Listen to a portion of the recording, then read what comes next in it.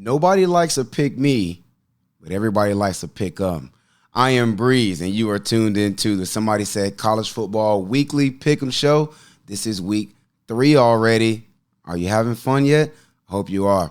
This and all Somebody Said Sports content is brought to you by the Red Lady Rum Punch and Window to Wall Solutions. Before we get into this week's pick, quick disclaimer. These pick-ems are just for fun. I don't gamble. I'm not encouraging anybody else to gamble.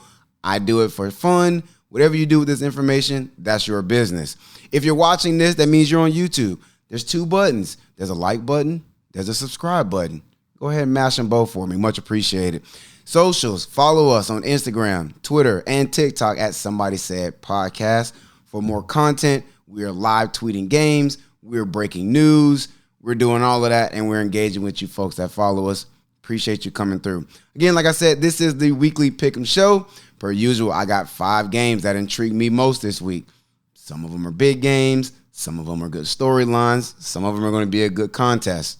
But they intrigue me, and I'm going to give all 5 of these games to you in less than 10 minutes. Last week, if you were paying attention, I went 4-1. Not bad for me. I like me for that. Unc went 3-2. Pump also went 3-2. Let's see if we can all step it up another notch and do a little bit better this week. With all that being said, let's go ahead and jump into the games. Games number 1. Number 14, LSU is visiting Mississippi State. LSU is getting 9 points according to Vegas. We talk home teams first. Last week, Mississippi squeaked out a win over Arizona to move to 2-0. Will Rogers is the starting quarterback still. Passer rating 179. 5 touchdowns, no INTs. Now, that's what I call getting it done. But he's only thrown for 389 yards in 2 weakish games. Not overly impressive. LSU, last time we saw them, they were getting trounced by the Florida State Seminoles. Let's call it what it was. How do they actually bounce back? They played a game last week. Nobody paid attention to it. Be honest, don't lie to me, don't lie to yourself. A lot of preseason hype. They still have their conference play in front of them until now. This week matters. They wanted to win the SEC West. This is an opportunity to start that out on the right track. Me, winner this week, I'm going LSU, but I don't like them to cover. Not a big fan of those DBs down there at Louisiana State University. Unc is going with LSU, and so is Pump. The gang's all rolling together. I like that. It makes me a little uncomfortable, let's be honest. Minnesota is game number 2, and they're visiting number 20, North Carolina. North Carolina is getting 7.5 points. Start with the home team. Last week, the Tar Heels found themselves in a dogfight with Appalachian State. Walked away with a double overtime victory on a sketchy non-call. They weren't overly impressive, and that defense shows some holes against the run. Minnesota, they're going to try to roll that boat down there in North Carolina. Can they get their running game going? Because their offense hasn't really been there so far. They're 2-0, yeah, but I haven't seen much in the offense. But the defense, in 2 weeks, they've given up 16 total points. It's a pretty good start for that defense. I don't think it continues this week. UNC's got way too much offense. Week 1, Drake May was Drake May. And he did what Drake May does. In week 2, the running game took off. You got to score points to beat North Carolina.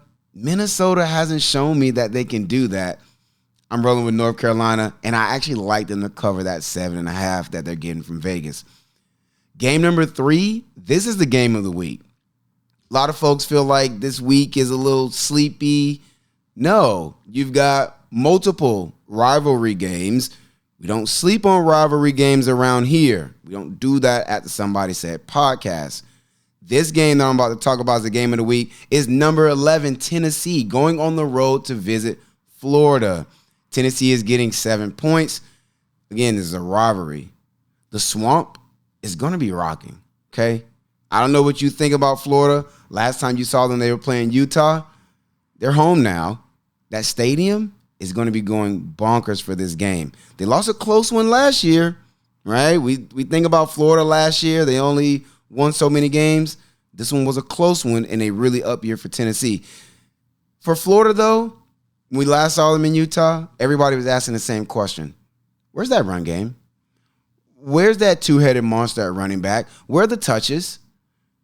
Last week, the touches showed up. Those running backs, albeit against McNeese State, shout out to McNeese State. I told y'all on the podcast last week, my little cousin, Makai Paris, plays for McNeese. Shout out to them. Unfortunately, though, for McNeese, they gave up 274 rushing yards to the top 3 running backs at Florida. They ran for 5 touchdowns. That's what Florida fans wanted to see. They'll want to see much more of that this week. Tennessee, this is their first real road test. Yes, they played at Virginia, but like I said, this is their first real road test. Pay attention to that. The run game for them, 42 attempts, 515 yards. The thing with Tennessee, we all like to think about that passing game. We all like to think about that offense. I'm very high in their quarterback room. I said a lot about their wide receiver room. They want to run the ball. They've run the ball 42 times in 2 games to the tune of 515 yards. Does that running game travel? We're going to find out. I'm taking Tennessee. Why? It's the big playability. And I think they've got better athletes. Florida's not overwhelming with athletes. Urban Meyer's not walking through that door. Give me the Volunteers. Unc and Pump are rolling with me on that one. Game number 4 is Vanderbilt going on the road to UNLV. Why is he talking about UNLV football? Because it's something to pay attention to. Vanderbilt's getting -4 on the road to UNLV. Let's talk about UNLV first. Doug Broomfield, quarterback for UNLV. Slow start out of the gate, but that run game has found success, and they're doing it by committee. They've got 3 running backs and their quarterback with double-digit carries so far. There's a lot of guys touching that ball. Vanderbilt, they're sitting at 2-1 after a loss to Wake Forest last week. A.J. Swan, if you didn't know, is the quarterback at Vanderbilt. He's only leading the SEC in passing touchdowns with 8. He's thrown for 766 yards in 3 games. Throwing the ball in this day and age is kind of important. Unfortunately, I don't think it's going to be enough. I'm taking UNLV.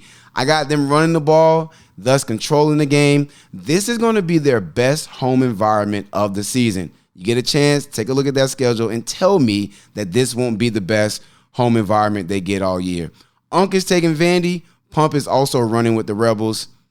Got a first split. Let's see who comes out on top of this one. Last game, game number 5. I told you we don't sleep on rivalries. Pitt is visiting West Virginia. Yes, the good old backyard brawl. I don't know if they'll be throwing haymakers, but it's a brawl. That's what they call it. That's what we're going to go with. Pitt's getting -1, which essentially says this game is even, according to Vegas. This is like the definition of a pick 'em. Let's talk about West Virginia first. Expectations are low. Feels like Neil Brown, the head coach, is just on a perpetual hot seat. See how he responds. They opened up with Penn State, and they actually hung around in the first half. You saw that game. The final score doesn't really tell you that. I like their running game led by C.J. Donaldson. As a team, they've already run for 450 yards.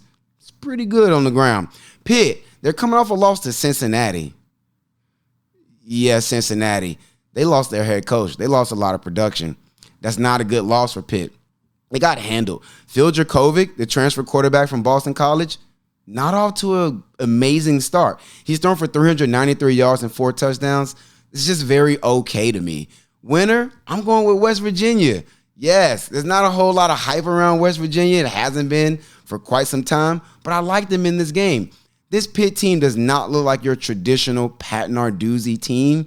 That concerns me, and especially against a team who can potentially run the ball. Again, I really like C.J. Donaldson.